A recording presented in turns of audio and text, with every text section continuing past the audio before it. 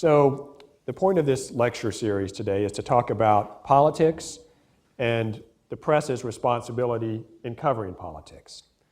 And so I thought we'll start with that very basic foundational question. You know, we live in a democracy, or actually a republic form of government, where we elect people to represent us. Journalists happen to have the privilege of being the only ones whose job is guaranteed in the United States Constitution. We have a constitutional right to do our job from the freedom of the press. So in our country, what is the responsibility of the press in covering politics? Well, before I answer that question, I just want to say it's been great visiting University of Missouri. I've been trying to get here for a number of years, and I've worked with a number of graduates, very high caliber people. Love your campus, had a tour of it.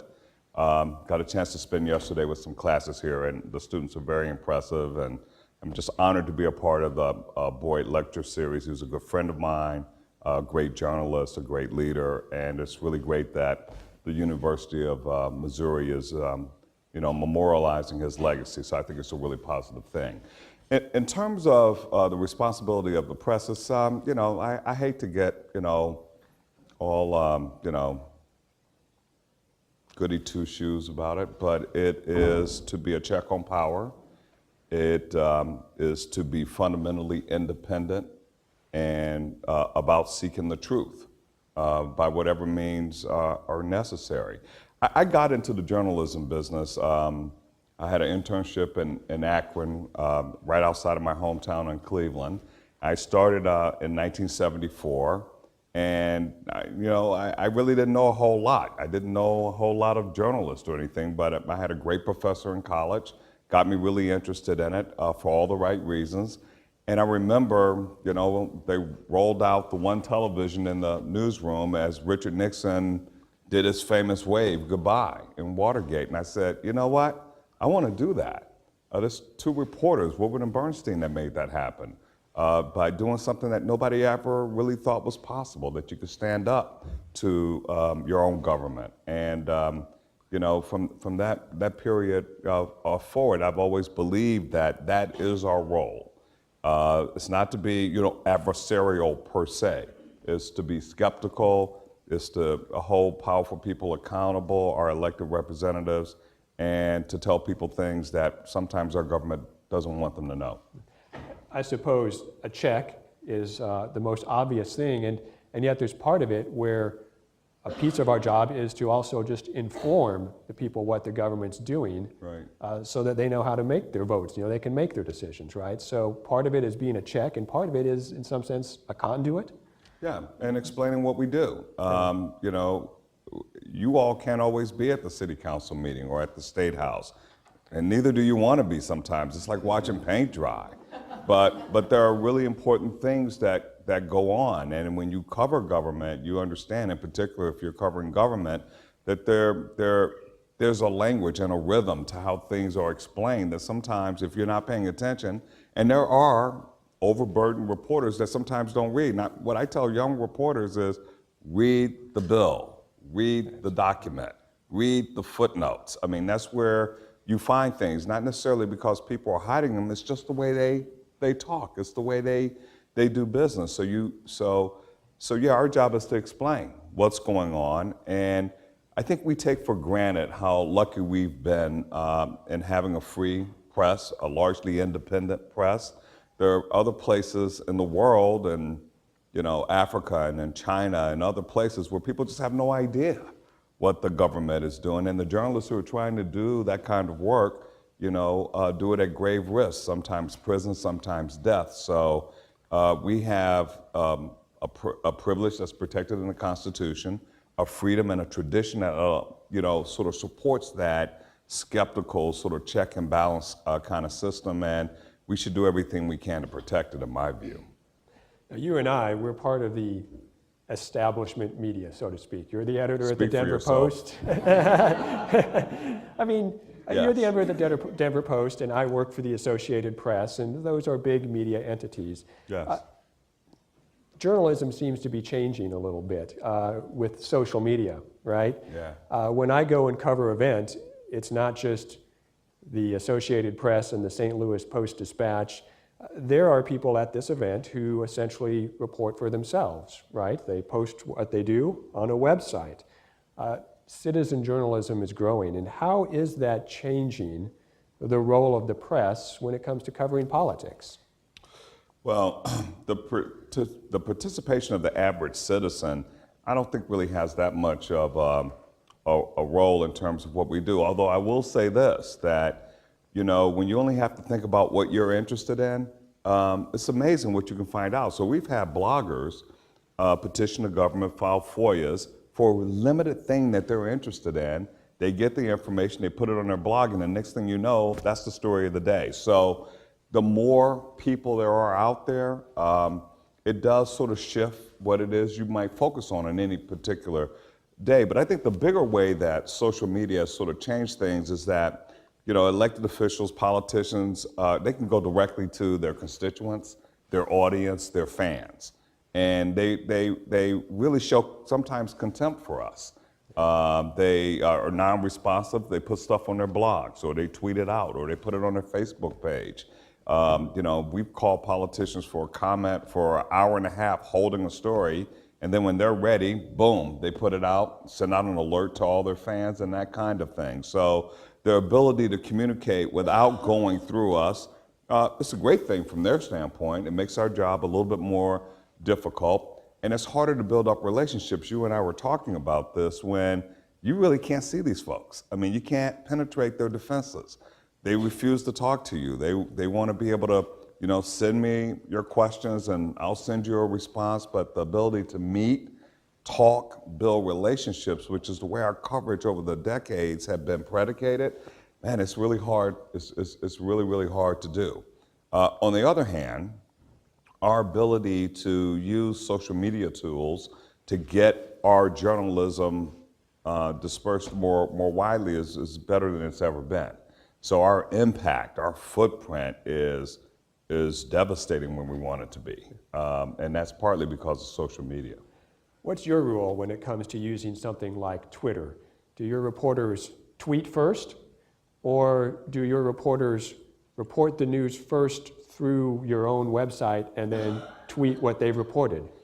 Well, we would like for them to put it on our website first, but our CMS is not always the best. So you might actually put it on the website and it takes like 5 minutes for it to update, and that 5 minutes could be critical. So we put it on the website and they tweet it. Once it's confirmed, they tweet it out to their fans. We put it on our institutional accounts.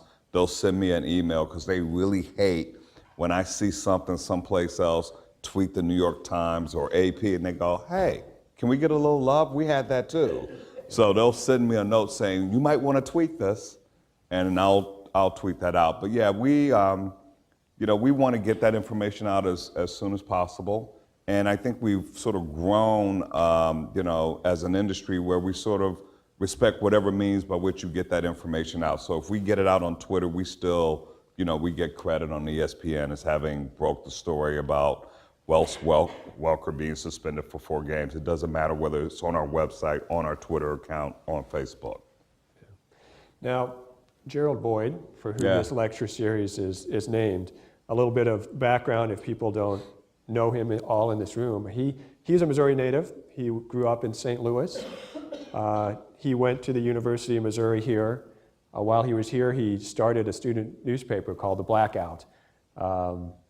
And after graduating from Mizzou, he went and worked for the St. Louis Post-Dispatch, moved up to their Washington bureau, and eventually went to the New York Times, where he became the managing editor. Yep, Washington bureau chief, covered Ronald Reagan. Yeah. He did a lot of things. And while he was managing editor at the Times, one of the things that happened was the Jason Blair plagiarism debacle here. This is a reporter who, plagiarized in stories, right? Yeah. And in his autobiography that Gerald wrote, he learned a lot from that experience. And one of the things he noted, several things he noted there about that, is that he had observed a growth in journalists as celebrities.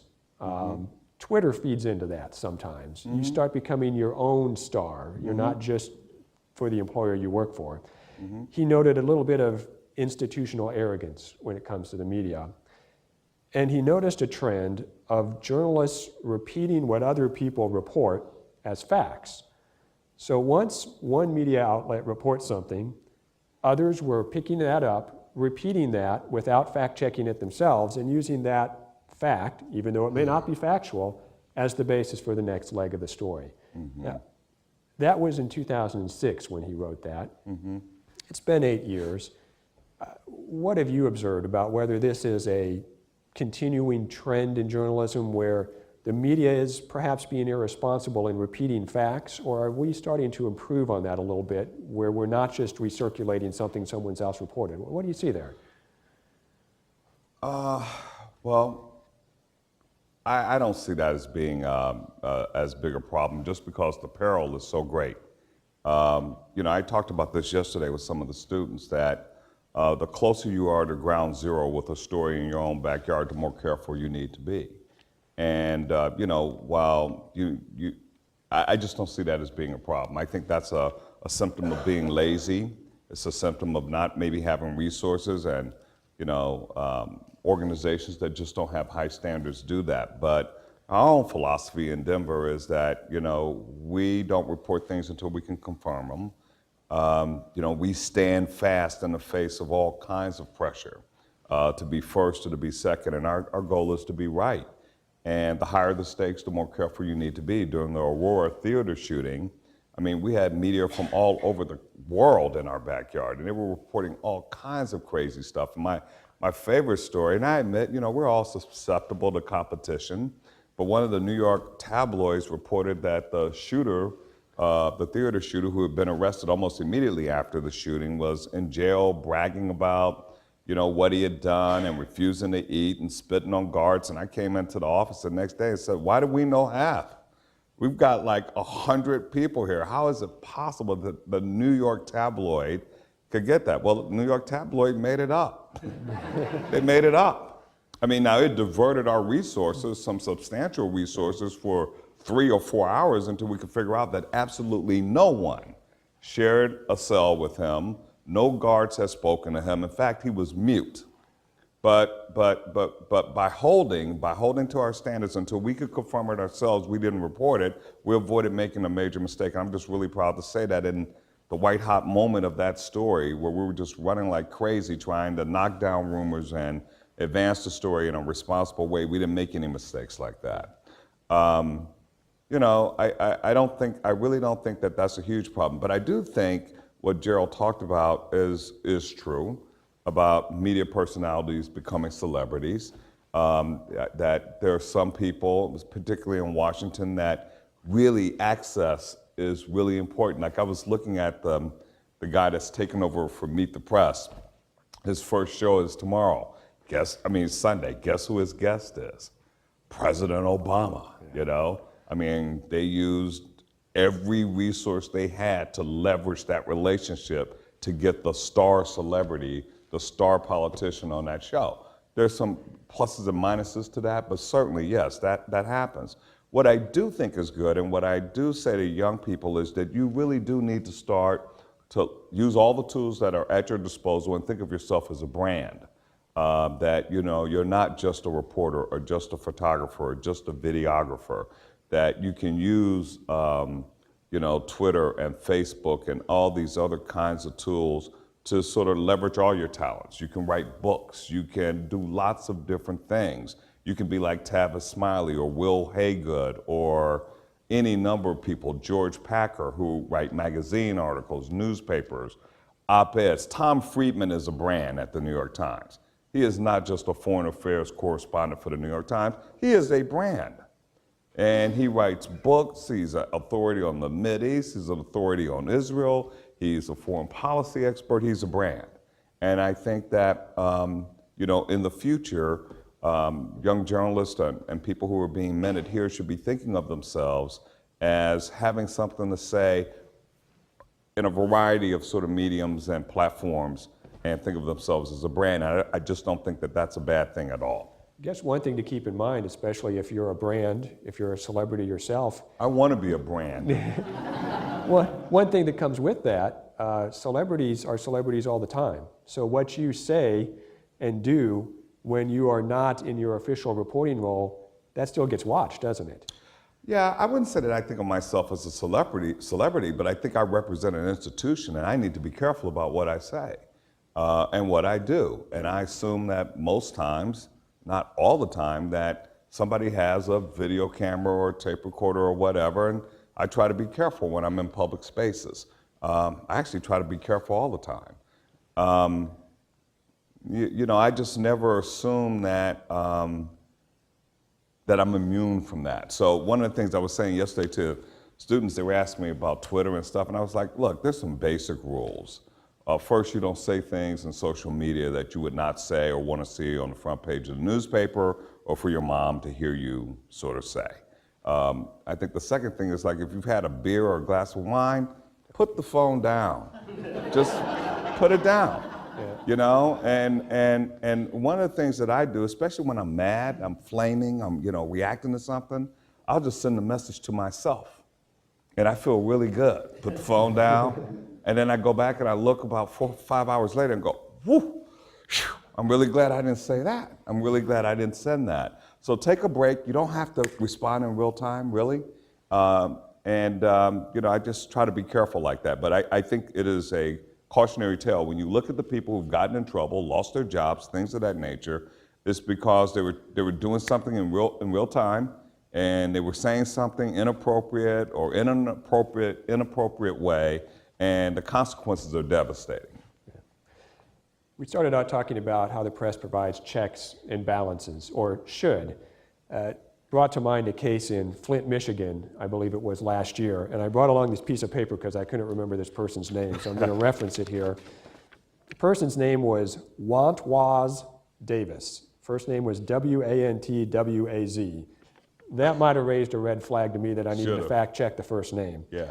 Anyway, this person was running for city council, won, beat the incumbent by 71 votes, and only after the fact did reporters learn that the person was a convicted murderer. What happens there? How does this happen, that someone wins election to a local race without the voters knowing that they were previously convicted of murder?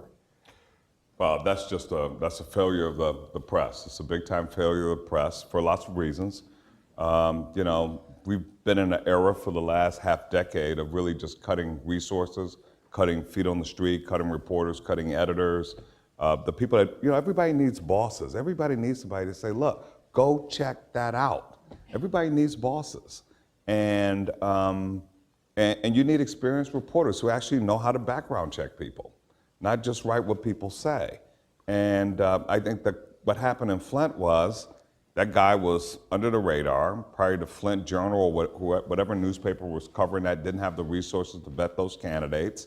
And they probably covered a couple of debates and that was it. I don't know the particulars, but in any case, it's a failure to commit real journalism on things that are really, really important. So what happens in Flint is after the guy is elected, it comes out, because somebody goes, oh man, I can't believe we just elected a murderer to city council. It gets out there and immediately, boom, it's page one after the fact, and the guy is recalled within 2-3 weeks. So, if we need to do our job right the first time. That's why it's so important that, you have an informed electorate and that journalists have the tools, the resources, the time to do the real journalism that makes a difference for a community. Yeah. One thing about vetting candidates in politics, we usually think of that at the presidential level. The presidential candidates are vetted greatly on their backgrounds. You get down to the city council level, not always so much, as this illustrates.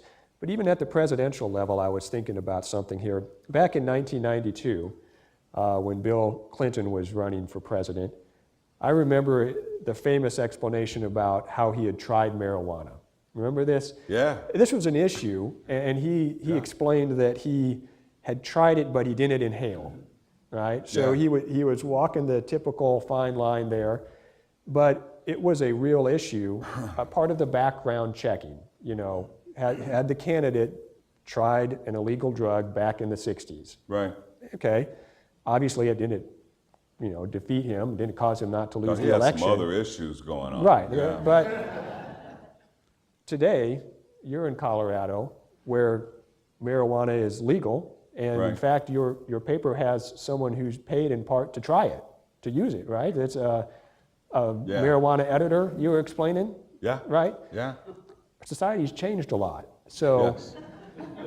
how do we vet candidate backgrounds with changing societal standards? I think that's a very good question. I think it's a very difficult question. I mean, infidelity is not what it was 10, 15 years ago. Community standards really do change. And I think part of what we have to do is not expect that every disclosure should have a gate on the end of it. I mean, Watergate is a big deal. Whether or not you sent an inappropriate picture on Twitter, I'm not sure equates to that. So I think one of the problems is that we have not helped sort of keep a serious conversation about what the community standards should be, like what really is a big deal.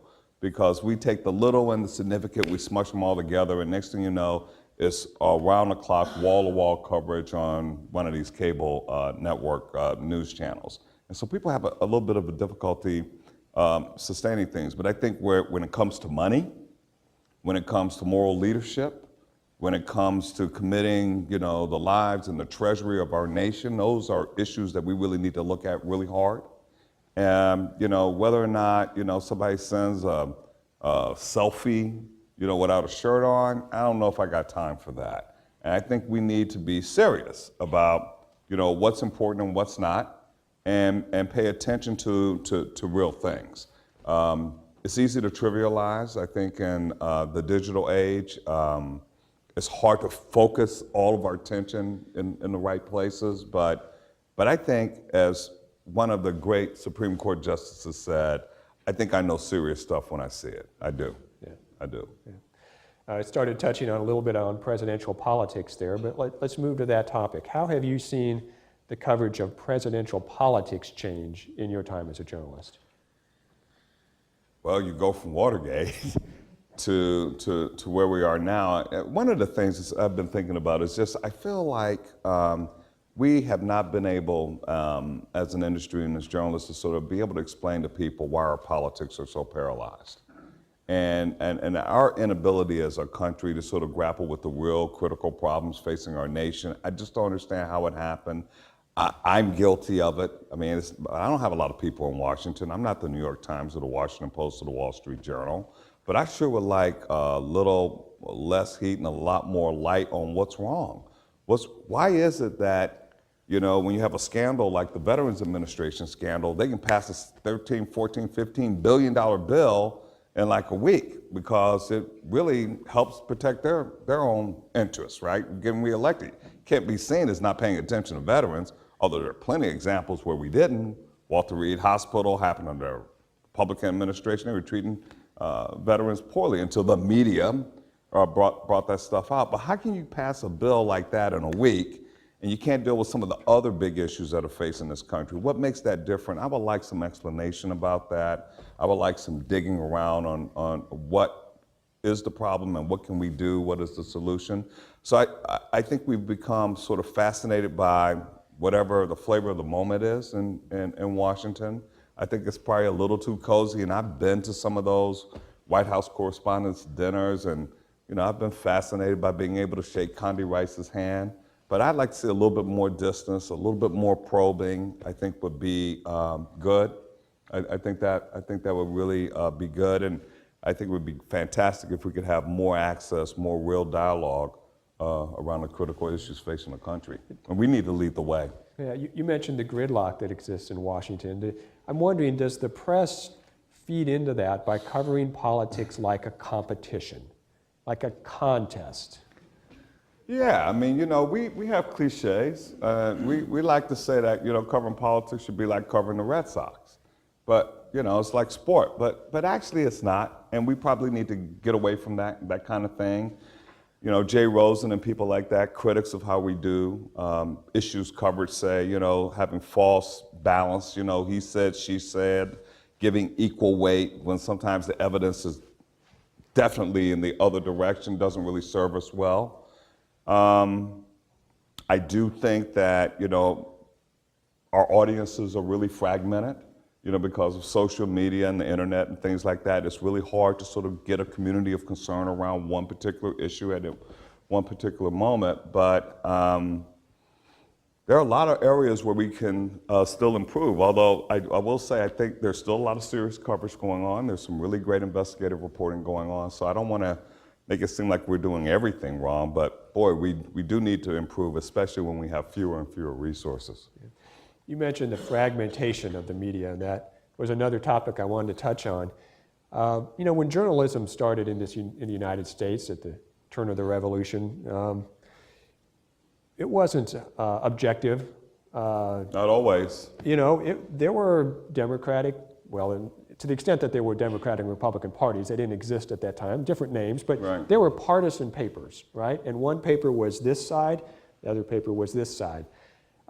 Journalism evolved over the course of time to where in the 20th century, we developed the expectation that journalists in America were objective, that we attempted to be neutral, present both sides of the story. I'm wondering, are we seeing sort of the move away from that again? Everyone likes to present the example of Fox and MSNBC. You have your Republican and your Democratic cable channels, right? Right. Do you sense that we're moving away from objective journalism, and if so, should that matter? David Brinkley once said something that, that objectivity really doesn't exist. If a reporter was objective, they would care about nothing and blah, blah, blah, blah, blah. And some of that is probably true. But I think people want facts. And, I think we've had a taste of what a factless society is. I don't think people like it, where truth doesn't matter and, you only get validation of the things that you believe. That's not really a great way for a free and democratic society to exist. So I do think that verified information is becoming more valuable. What I said to the kids yesterday is, if you won the Boston Marathon, would you rather have a printout that was on the web, or would you rather have that on the front page of the Boston Globe? I think you'd rather have it on the front page of the Boston Globe. I think that verified information means something. And I think we're moving back to that. There's always going to be an audience for things, the extremes of, coverage and stuff like that. But I think people want information that they can trust, especially when there's so many demands on their time. Yeah. One of the things you mentioned earlier was sort of changing structures in media, decline of editorial boards or pages. Yeah. Start with that one. Has that affected political coverage?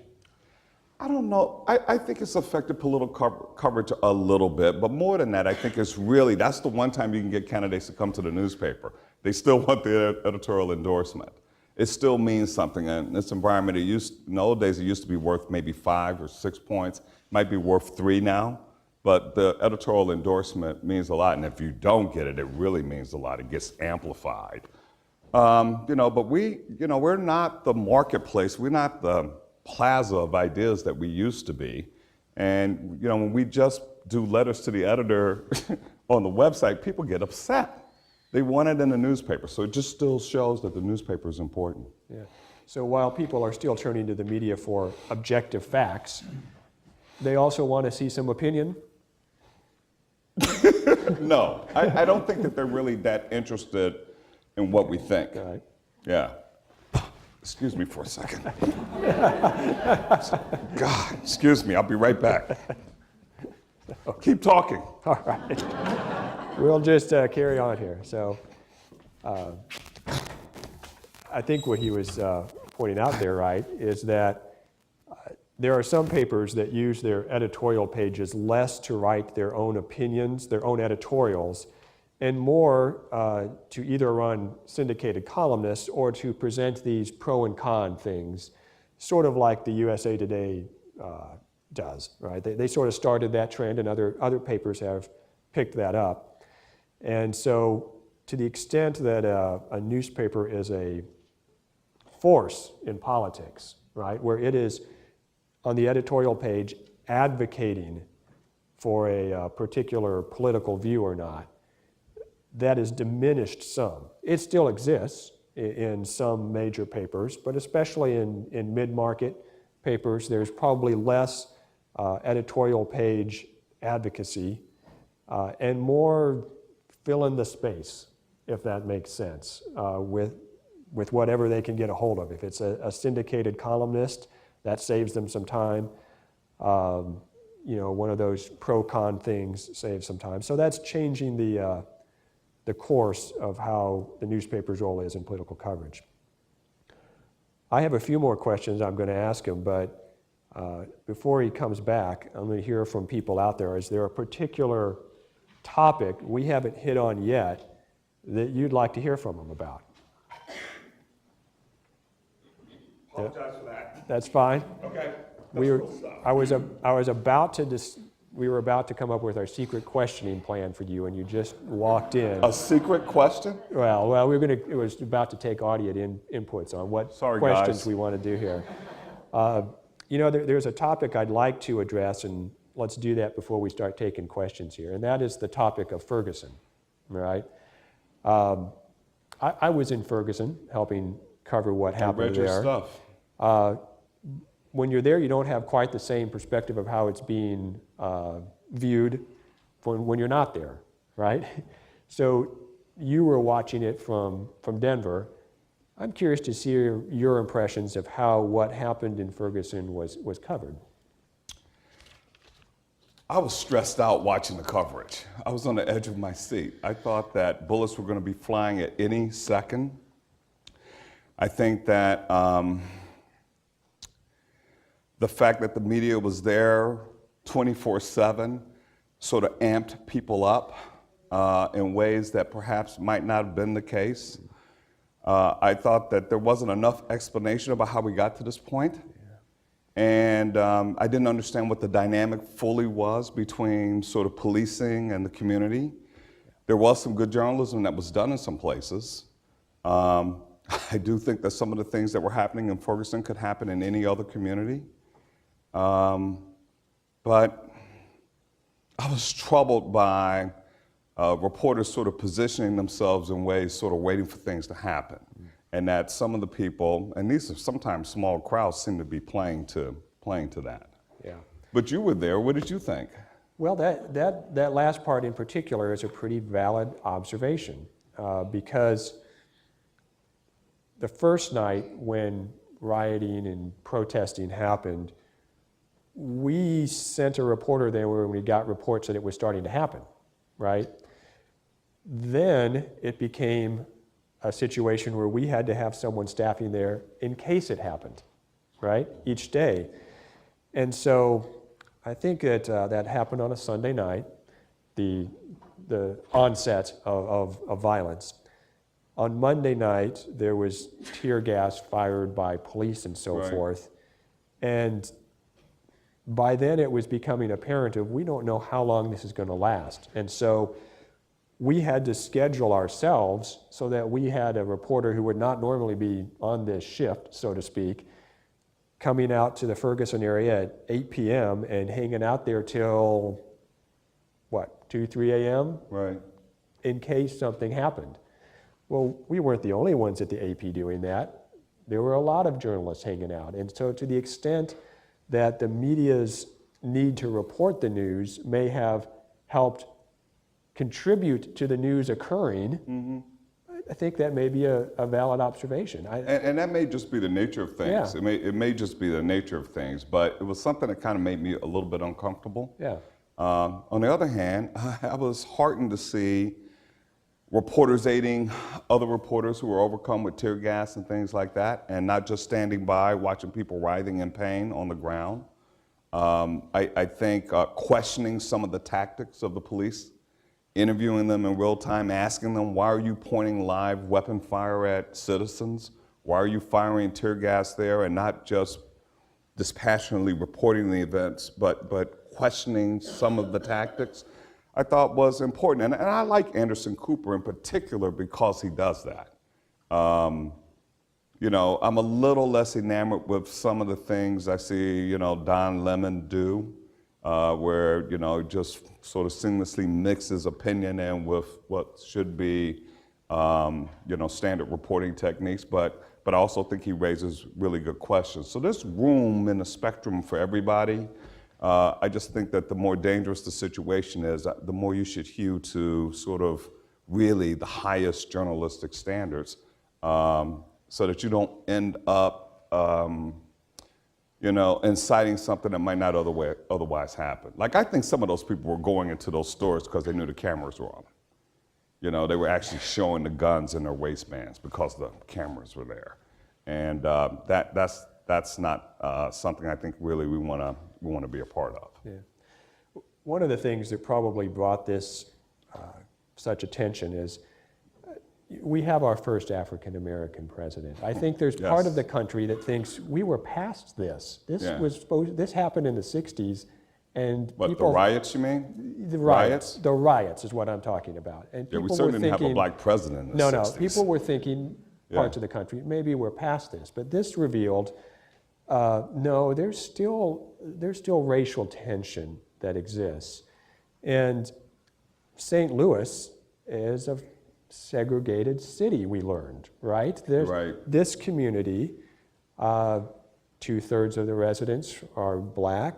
The police force is almost all white except for 3 officers. Mm-hmm. And from the outside looking in, people were thinking, how does that happen, right? So what has this revealed for the press now as we continue to cover the elections about topics that we ought to be asking the politicians and those who want to be in office?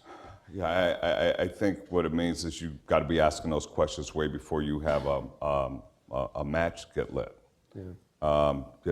The police chiefs in some of those towns that were featured in the Post-Dispatch openly talked about how difficult it is to, put together diverse pools of candidates from which to select police officers, and that they think that policing is much better when you have diversity on your police force. Those questions should have been asked a long time ago, and those departments should have been held to those standards for progress and service to their community. You're right. There are a lot of folks that out there who think that we're in a post-racial society with the election of a first black president. I am so tired of hearing when are we going to have the racial conversation? Like, we've had the opportunity to have the racial conversation, and what, by the way, do we expect the president to do? Is there have been issue after issue after issue, and I do blame the press for this, for shying away from grappling with the race issue and about what the nature of the conversation should be. I don't think that we've done a really good job of that, and part of it is the monolithic nature of the National Press Corps. They're afraid to do it, just like some other white politicians are afraid to do it. And there are white politicians that have said, look, part of it is Obama really, standoffish and, he doesn't have, the best people around him. But some other people say, look, it's just race. And, once they say it, people go, oh, and then that's it. And so I think having a more diverse, television host that wouldn't be afraid to raise those questions, more diverse editorial writers and opinion makers and things like that would be helpful in sort of getting past this. What I do worry about with the way the media sort of shies away from controversial issues is, what happens if you do end up with a woman president? I mean, are we going to have a replay of this for the next 6 or 7 years where, issues of pay equity and opportunity and things of that nature don't get talked about, don't get acted on? And I have two young daughters. I want those issues to be talked about, and I want things to be done about them. And I just don't think that this country can afford to stand still with the kinds of problems that we have just in our own backyard, never mind what's happening in Syria or Iraq or what have you. And I think the press going forward really needs to think about how do you promote a more serious dialogue around those kinds of issues. Yeah. We talked a lot about vetting political candidates. What's the press's responsibility to be vetting this situation? Press has attempted to look in the background of the officer. Should the press be digging into the background of Michael Brown? Is that an appropriate thing right here? Yeah, I think it's an appropriate thing. We need to know what we're talking about. I think it's an appropriate thing. I mean, whether or not, you elevate that to a reason why this happened is a totally different thing. But I think we need to know who the players are, what the motivations might have been for particular actions that night. And I don't think there's anything wrong with knowing that. The question becomes, just because you know it, do you publish it? And I've talked about this in my classes here, is I do have some regrets about things that I've learned that we published, and in retrospect, I didn't think that, those details served the public interest, things of that nature. So just because you know it doesn't mean you publish it, but because you know it, it informs how you report things. It's the context that matters. So I don't have a problem with the St. Louis media and a person from California trying to find out what Michael Brown's juvenile record may or may not have been. I don't have a problem with that. I have a problem with how that might be reported. We'll see how that goes. But early indications is he didn't have a juvenile record. Yeah. I'll share one more thing about the case here. On a Friday, I think it was, after the shooting had happened, the Ferguson Police Department released simultaneously the name of the officer who had shot Michael Brown and the fact that Michael Brown was a suspect in a convenience store robbery, 20 minutes before. Cigarillos, yeah. Right. So, some background about how that came to be. I had been interviewing the police chief on a Tuesday night, and after talking to people in the neighborhood, there were rumors that the Quick Trip had been robbed, not necessarily by Michael Brown, but just that it had been robbed shortly before the shooting. And in fact, the Quick Trip had the word snitches spray painted on it when it was burned down. So wow. Some people believed that to be the case. So therefore, I asked the police chief if there had been a robbery at the Quick Trip. He said no, there was no robbery at the Quick Trip. And I was doing the interview with a videographer for the AP, and near the end of the interview, I always ask people, is there anything else that I should know that I didn't ask you yet? He said, yes, but turn the camera off first. Okay, whatever, right? Right. So he said there wasn't a robbery at the Quick Trip, but there was a robbery at the Ferguson Market that day. That's all he said. Well, as a journalist, I immediately said, can I get the records on that? I sat down, hand wrote an FOI request on the spot for video surveillance footage and whatever records were related to this incident at the Ferguson Market. I didn't know if it had any connection to the shooting that had happened, other than the police chief was suggesting to me that for some reason this was important, right?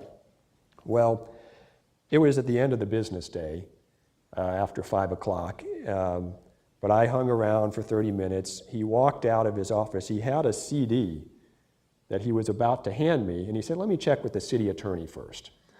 Well, he comes, what's about to happen here, yeah. Right? He comes back and says, well, the city attorney says that we have 3 days to respond to sunshine law requests, what right. we call them here in Missouri, and we should consider the impact of this first. Mm-hmm. Okay, so I walked out of there with nothing. Right. 3 days from Tuesday was Friday. Under the Missouri law, you don't have to provide the information within 3 days. You could simply tell us we're working on it, but you have to give some response. Right. Friday was the day they released the information. When they held that news conference, they had a list of people they were giving that video surveillance information to. And it wasn't just my name was on that list, AP. Over the course of the next 3 days, I think he must have had conversations with other reporters, because there was a list of about 6 reporters that were right. getting this under a sunshine law request. But yet the timing was still very curious, mm-hmm. right? We wanted the information. Right. We didn't know what we asked for it. Right. But then when they released the information while also releasing the officers' names, suddenly it took on a whole different connotation. And the press was asking the question of, why are you giving us this information we asked for? Right. Right? Right. Yeah. Why are you giving us this information right now that we wanted? Right. That was literally a question. And yeah. part of the reason, well, I think part of the reason for that is because the press became vilified. Yeah. For, possibly being, sort of part of a process to sort of dirty up Michael Brown.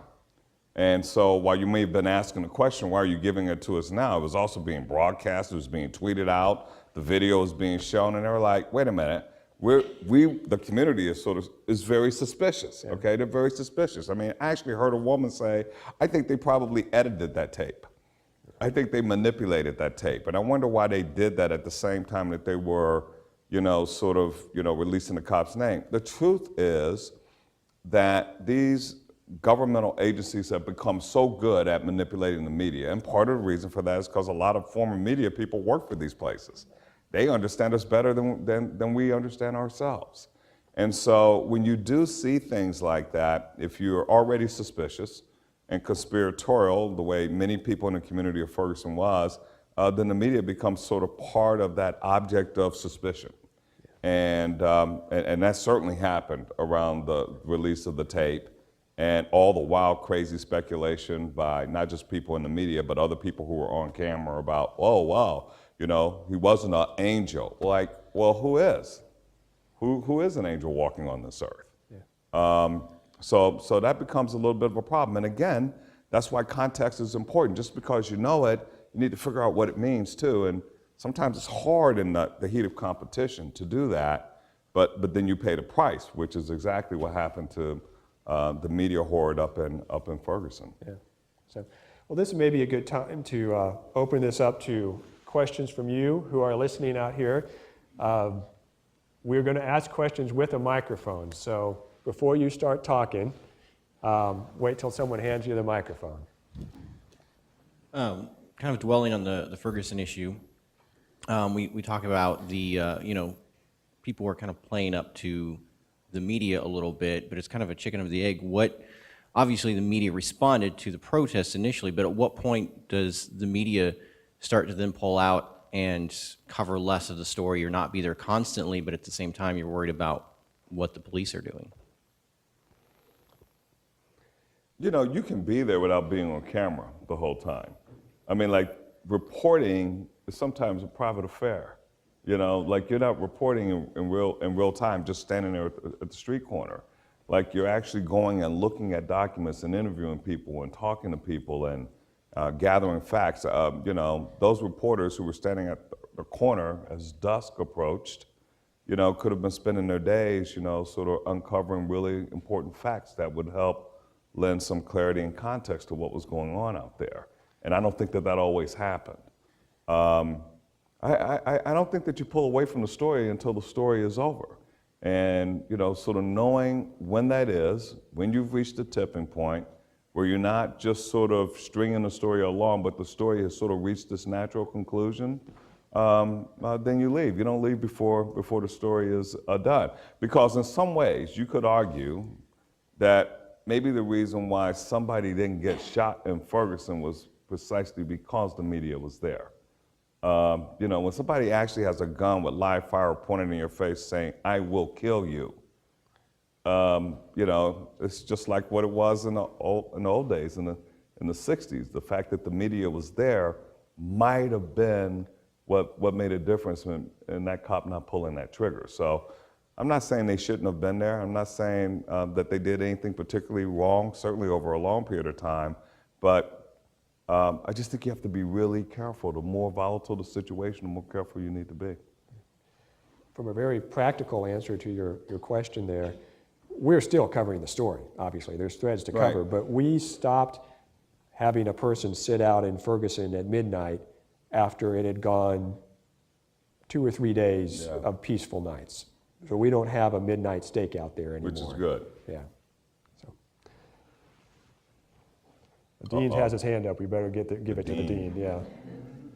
This is not a question, but an observation. It goes to Mr. Moore's point about why haven't we asked these questions earlier? And I can't help but point out that Gerald Boyd was a guy who was asking these questions earlier, and one of the many first-rate works he did during his too short career was something called How Race Has Lived in America, in which he coordinated New York Times coverage of exactly those questions. And for those of you who are interested, that series was gathered in a book and is available. And still, I'm sure you can find it on the web too. Can you talk a little bit more about the press's responsibility to be a mediator? So you talked a little bit about gridlock in Washington, and we need to shine a better light on why that gridlock occurs, not just the he said, she said of it. Do you think that it is the press's responsibility to be a mediator in this conversation? And if so, talk a little bit about that. I don't know about mediator, but I do think that, you know, we need to explain complicated things. And we need to talk to smart people who have ideas about, you know, how we should be doing things. That, you know, what we normally do is we define what a problem is, and then we say, here are some best practices. I think that that would be really, really helpful for us. And like, at what cost do we pursue this path of not dealing with the serious problems that the country is confronted with? I will say, you know, it's news when Congress can get together and pass a veterans bill or pass a spending bill or a debt ceiling bill. Why? Because it hardly ever happens. Yeah. It's a page one story. They lifted the debt ceiling. They actually did something. And what you have to ask the question is sort of, why is that? So one question I had, and somebody told me, every time you raise this, somebody's gonna say, well, what did you do? And I admit, I have questions. Sometimes I don't have answers. I have thoughts. Sometimes I don't act on them. I mean, I run a big enterprise. There's a lot going on. But you know, when they were celebrating the 50th anniversary of the Civil Rights Bill being passed, I was like, where are the Republicans at? Like, why aren't there more Republicans up on that stage? I mean, like McConnell was there or something like that. I remember one time, like Boehner, he's from my state of Ohio. I know Boehner. And Boehner's like, well, I was at this other thing, so I'm not coming to that. And I was like, wait a minute, this is a really, really big deal. And for lots of Americans, not just African Americans or whatever, for lots of Americans, this was a seminal event in the history of this country. And our partisan politics are such that you can't even be together to sort of talk about something that important. There's something really wrong. And I was looking all over, like somebody called this out. And I had a really hard time, and to this day, I still don't know if anybody really did. But I think that that's the role that we should be playing, is calling the game the way it is being played, and not so much trying to be a mediator, because that's not really our role, but we should be calling attention to things that just are not functioning correctly. Yeah. Are there more? Someone over here. Yeah, just a little bit of a switch. You spoke about the impact of diminishing resources in a newspaper. Can you speak about your relationship, or a broader issue, an editor's relationship with the publisher? I've had a great relationship with my publisher and my publishers. Done a really good job. You know, the publishers of the last 25, 30 years really understood and cared about the whole public trust issue. You know, that newspaper is a public trust and that we have a real role to play, and believed in independence and firewalls and all that kind of stuff. Sometimes they would get a little too close to some of the people in the community that they were friends with, business people and things like that. But, you know, I've been lucky. My publishers always said a couple things to me. One is, like, I really like when my editors put their body over the tracks. I said, but you usually get cut in half when you do that. I like that. He likes a good fight. And, you know, he always says, you know, it's okay if you fight with me as long as I win. And, you know, that's a double manipulation thing, you know, from his part as well as my own. I think we know where the lines are. We know what we need to do. My relationships with my publishers have been good. I think what has happened is that publishers have been put under huge, huge pressure to meet the budget. And there are only two ways to do that. You either grow revenue or you cut expenses. And unfortunately, a lot of organizations have just been focused on cutting expenses. That's the easier thing to do. The more difficult thing to do is to grow revenue. And it's just it's a very, very difficult thing to do. One of the things that's really good that's happening right now is that publishers are looking at data and metrics in ways that they hadn't before. So they can go to advertisers and say, look, if you put your ad here, this is how many eyeballs, this is how many people actually go out and buy your product. We're able to track it down on a granular level. So in fact, when we ask you to pay a certain price for this ad, here are what the results are going to be. And now we're beginning to see some proof of concept that digital advertising works. And I think if we can make that argument, then we may be able to sort of create that additional revenue stream and take some pressure off of expense cutting. Because I think we're down near the bone now. We could all be Flint if we don't stop this. Over here? Yes. I have a question about, earlier you mentioned about the person who was a convicted murderer and the city council. And this is an issue that we're grappling with in Columbia. Okay. Because people who have a felony conviction cannot get jobs, and they want to make it require that employers here not even ask a question about it. And so my question has to do with relevance, because there's all kinds of things that you can put in a story about an individual, but if he committed a murder, he served time, is that relevant to his role on a city council? If he was maybe going to be on a parole board, I could certainly see the relevance there, but why is it so relevant in this case? Because it's part of who you are, it's part of your history. It doesn't have to be the lead paragraph or whatever, but that's just something you should know. And if you want to say, well, look, that's not a deciding factor for me, I think that's fine.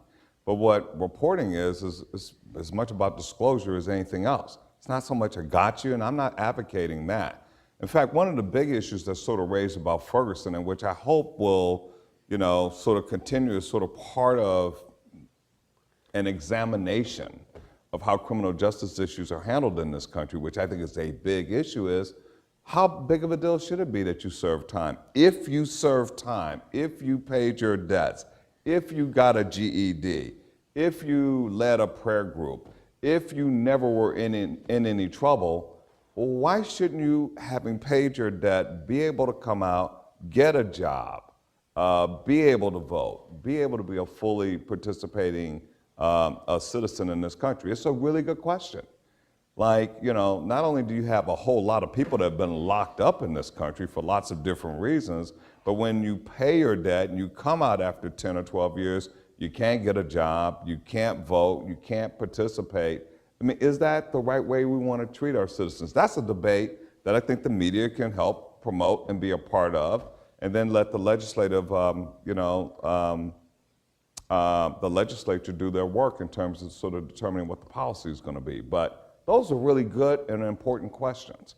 But just on the base level, I think that, disclosing his full background, who he is, where he's been for the last 10, 15 years, is a total legitimate question. And in pursuing that question, you find out he's been in jail for murder for the last 15 years. I think that's important to know. I saw Robin had a question over there. Hi there. Hi, Robin. This is really, I'm thinking like a student. There's been a lot of talk about Ferguson, and everybody's here is pretty close to Ferguson, but Right. students here will be dispersed. They'll be in newsrooms across the country, maybe newsrooms without a lot of resources. Talk about when a story like that happens and it's national news, what questions do you ask about your own community? Like, what did you talk about in Denver? And what could students ask, in their own communities about the policies in place? How should they take that national story and make it local? What could help them? Well, first question you sort of ask is, so you just look at the data. You look at, police shootings. We asked ourselves, just looking at policing, just from the data, just from the numbers, number of police shootings, number of police stops, racial composition of the police department. Then you begin to ask broader questions. Could that happen here? you know, that kind of thing. And you invite a wide range of voices to sort of participate in that conversation. You don't just, you know, go to black folks or the Hispanics, you go to other people that have a stake and care about the community. You try to get elected officials to really talk about it. And so, you know, we did do those kinds of things. And at one point, we commissioned a person on our staff to sort of write an essay. I think it was like maybe 5 or 6 days into Ferguson, and we used the perspective of a woman who had a son and the perspective of a guy that was in a barbershop who was well known, sort of talking about all the things that they were hearing. And it was really revealing because those folks said, no, I don't think that we could have riots here. There are reasons why we would not. Part of it is that we've had 2 black mayors. Part of it is that we've had a Hispanic mayor, and reminding communities of the things that they've accomplished, that they've been able to do, I think is as important as talking about the things they haven't been able to do. Reminding Denver that it is a progressive community. It has problems, but it's a progressive community. And that there are, you know, not knee-jerk sort of ways of looking at how a community will react, because no black mayor or no Hispanic mayor in Denver could be elected with only black or Hispanic votes. And it's important to reaffirm that from time to time. And I think it sort of causes people to take a step back, look at what we've done, who we are, but also address some of the problems that we have. So those are the kind of questions that we ask. And we put those stories on the front page, or we put them on our perspective front. And I think that was helpful for us.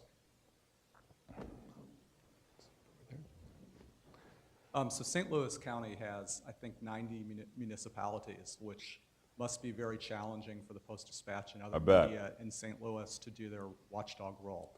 If Denver had 90 municipalities, how would you approach that? Would there be things that you're doing now that you wouldn't do so that you could divert resources to? Well, we don't have 90, but we have a lot, you know. There was a time in Denver when we had like 20 reporters committed to covering Metro Denver, and, you know, we don't have anywhere near that. And what happens as a result of that is, you know, we usually find out from the state auditor or the city auditor that somebody stole $50 million, or they gave contracts to their brother-in-law, or, you know, some, you know, public contractor, you know, tore down a public official's garage. And those are humiliating disclosures, okay? I mean, it just shows that, look, when you say you have to do less with less, you end up doing less. You end up not knowing a lot of things. And so one of the things that we do is we try to do ambitious stuff. Sometimes, you know, like for example, we decided that we were gonna, so we have a big airport project that's going on in Colorado to modernize Denver International Airport. And I think the original bid on that thing was something like $280 million. And I remember sitting around about 7 or 8 months ago saying to people on my cabinet, you know, so what is that project about again? And like, nobody could explain it. Nobody knew how much money it was. Nobody knew who the general contractor was. Nobody knew what the scope of work was. And I said, okay, stop. You know, wherever the money is being spent is where we need to be focusing our attention. Go tell me everything about that contract so that next time we talk about it, we know what we're talking about. And what we found out is that there have been cost overruns, that there have been, you know, scope of the project had been expanded. Some of that had not been disclosed publicly and things of that nature. And I just said, look, let's pick things that have a, you know, high value when it comes to public money being spent, you know, public space that we all enjoy, and let's make sure we understand and that we are providing a check on that. And we've developed some really, really good stories. You know, we try to cover the bigger counties where most of our readers are, where bigger dollars are being spent.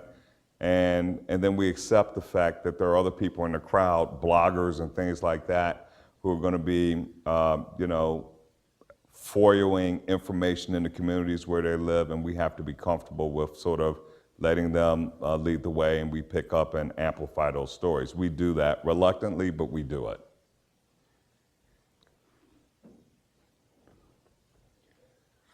Mr. Moore, you have been talking a little bit about the public's trust in government officials and how journalism sort of sheds light on that.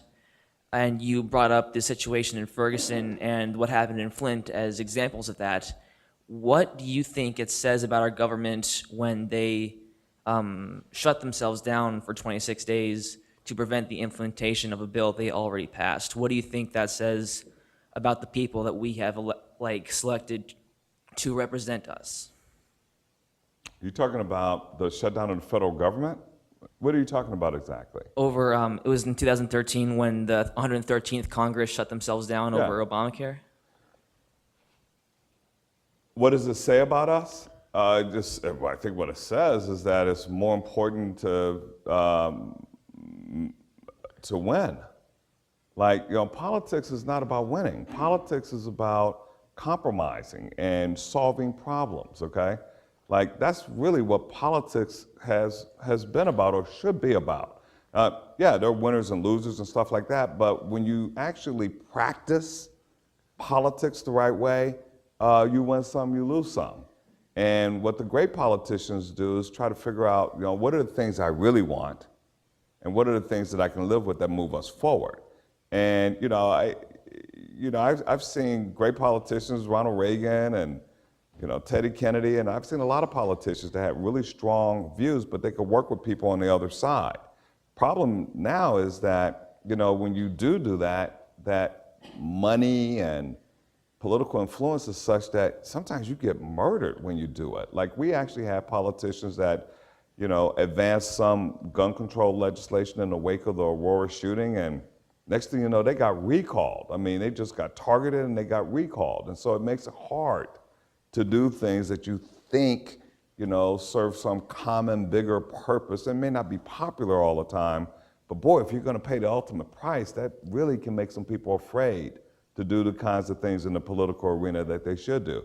So when you see the government shut down, and you know what all the consequences are for that, how our standing in the world is affected when people think that we won't stand behind our obligations and things of that nature, and yet it still happens, you just say, wow. I mean, really, it's that important for you to win that you would do that you would damage the full faith and credit of the United States, really? Yes, there was some journalism and opinion pieces written about that, but it didn't last. And the truth of the matter is, the set of circumstances that produced that decision still exist, so we should still be writing about that because it's really being manifested in other ways, on other issues, like immigration and things like that, that really have some impact on our own domestic situation.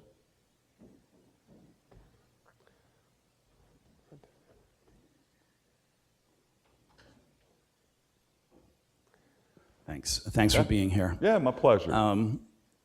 Earlier this year, I want to go back to the resources question and kind of your thinking and your observation about relationship between editorial and the publisher. Earlier, you're gonna get me in trouble. Oh, he won't hear this. Okay. Earlier this year, we did a survey on how many news organizations still have librarians. And it's down to 20% for hybrid or traditional news organizations having both print and online. Yeah. For the online-only operations, it's down to 7%. And I've got to think that affects the quality of their journalism. The ability, like you were saying, to go back to that airport story and find out, what have we reported? We've invested this many hours in covering this already. Can we leverage that and not have to reinvent the wheel? Things like that. Fact-checking and having historical context for stories. So when you're in the conversation with the publisher, what are the values or what are the sort of arguments that you need to bring to the table, or that you bring to the table about if you agree that libraries and those sort of resources are important, how do you advance that argument? We have one technical librarian at the Post now. I think you try to acknowledge some realities, okay? And some of the realities are that while technology doesn't always make our job easier, in some areas it does. And research is one. Like, our reporters are really, really good at researching. And the journalists of the future are going to be really, really good at researching. My 12-year-old daughter, I mean, you know, she'll ask me a question, but she already knows the answer because she's done some research on, you know, Google or whatever. I mean, she's just checking to see if I know anything. I mean, but our reporters are actually quite skilled at using CyberLive and being able to go into our archives and get information. I mean, sometimes with deep research things, we may use the one sort of researcher, master researcher that we have on the staff. So I don't think that that's so much an issue, either or issue. That's where technology actually is our friend and really works to our benefit. But what the philosophy is when it comes to cutting a dollar is what else can you do besides cutting feet on the street or content generators? What is it that you can sort of carve out of the production process, the things that the reader doesn't see or feel directly that doesn't materially or drastically change the quality of our product that you could maybe do more efficiently? That's where I put a lot of my brain power, but I'll do anything to try to preserve, you know, reporters and videographers and photographers and things of that nature. You know, can I take on a little bit more work? You know, can I edit that special project as opposed to having one of my assistants do it so that person is free to do something else? Yeah, so we all do more. Nobody has one job or two jobs anymore in our organization. Everybody has at least 3 or 4 jobs. But what we're really trying to preserve is our ability to create unique, unduplicated content that you can't get anywhere else. And right now, that's the thing that's sort of keeping us in the game. You mentioned that you hoped your daughters could see change in the future. You mentioned get it done, some of these issues. With the reduced newsrooms out there, it seems to a lot of people that we're covering reactionary news, we're responding to crises or events like Ferguson or the hurricanes or tornadoes. And then when you have an investigative unit, by its nature, it tends to uncover wrongdoing, malfeasance, misappropriation of funds, that kind of thing. Some people discuss that we tend to put up on the screen or drop on the driveway all the world's problems and then kind of step away and wait for politicians or whoever to fix it. Except as we've discussed, some of that, they're incapable of doing it, gridlock or whatever. Right. Does the press have a responsibility to do more about solutions or options of fixing stuff, not just throwing the problems out there, but taking it the next step? If it does have that responsibility, how do you think journalism is fulfilling that responsibility? You know, I think I think we understand that we can't just be the bearer of bad news. Plus, it's a distortion.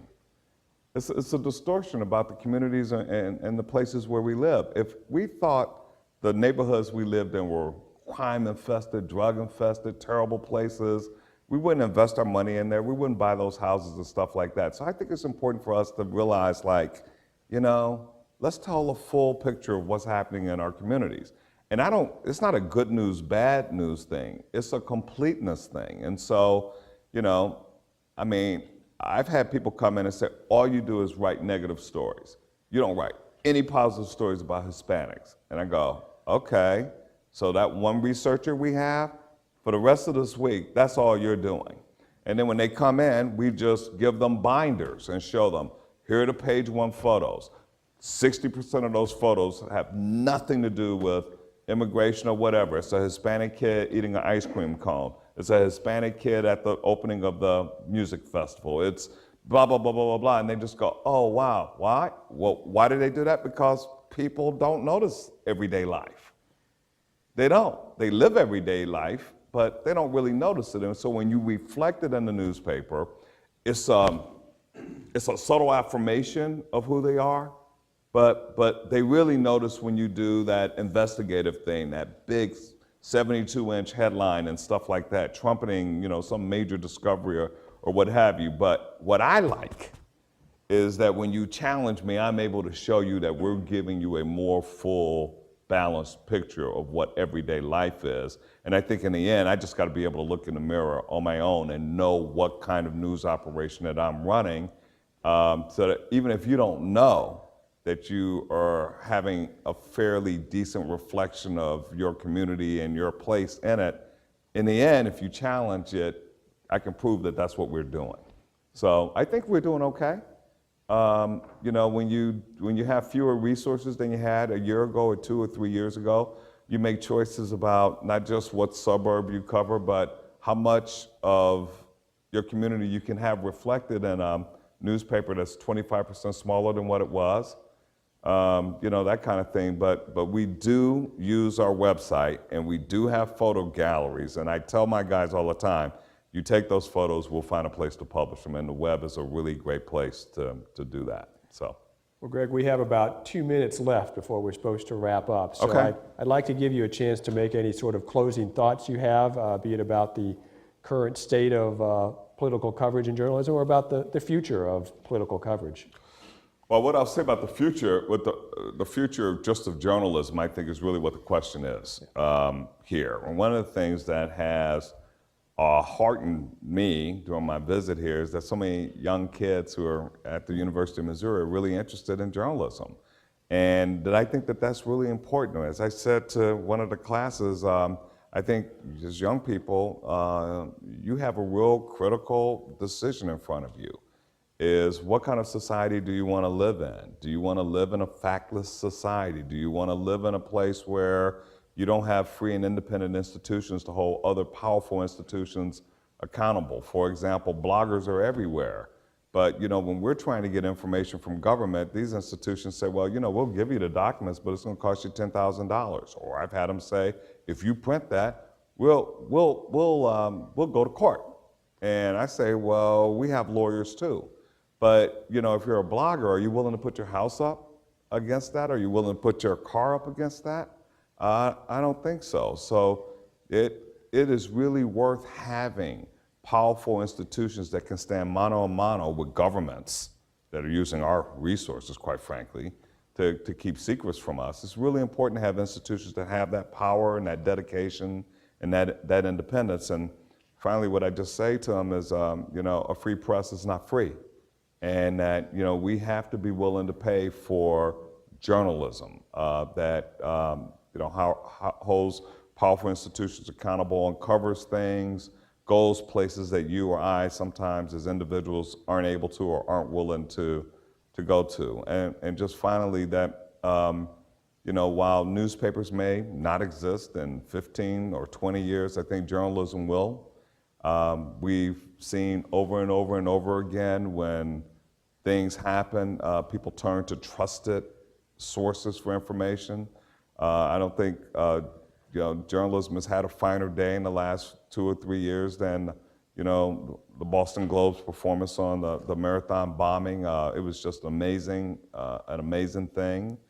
And over in small ways and large ways, we see that journalism, actual vetting of information, double-checked information, factual information, really helps people negotiate really terrible times in their lives. So journalism is important, it's worth paying for, it's worth preserving, and it's really important that you are still committed to doing it. Long after I retire, I hope that I'll, you know, be able to read newspapers and websites and learn things that I didn't know and be happy that I did. So thank you. Well, Gerald, I really thank you for participating in the Gerald's lecture series, Greg. We really appreciate that.